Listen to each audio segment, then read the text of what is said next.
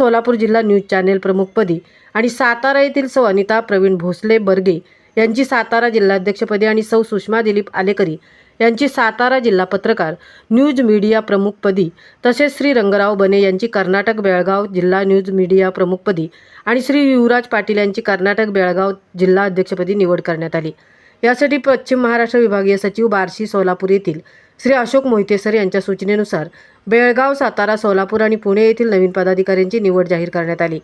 या प्रसंगी निवड झालेल्या सर्व सन्माननीय पदाधिकाऱ्यांचे उपस्थित सर्व पदाधिकाऱ्यांनी टाळ्या वाजवून अभिनंदन केले। या प्रसंगी फाउंडेशनचे संस्थापक अध्यक्ष डॉक्टर शिवचरण उज्जैनकर आणि राज्याध्यक्ष प्राध्यापक डॉक्टर सुभाष बागल यांनी निवड झालेल्या मान्यवरांचे अभिनंदन केले। या प्रसंगी निवड झालेल्या सर्व मान्यवरांनी आपले मनोगत व्यक्त केली। या प्रसंगी फाउंडेशनचे राज्याध्यक्ष छत्रपती संभाजीनगर येथील प्राध्यापक सुभाष बागल, राज्य सल्लागार अकोला येथील ज्येष्ठ साहित्यिक तुळशीराम बोबडे साहेब, राज्य खजिनदार साखरखेर्डा येथील कविश्री रामदास कोरडे, राज्य सल्लागार बोदवड येथील प्राचार्य डॉक्टर सुरेश वराडे, मराठवाडा विभागीय प्रसिद्ध प्रमुख धाराशिव येथील डॉक्टर मधुकर हुजरे साहेब, पश्चिम महाराष्ट्र विभागीय अध्यक्ष पुणे येथील श्री रामचंद्र गुरव साहेब,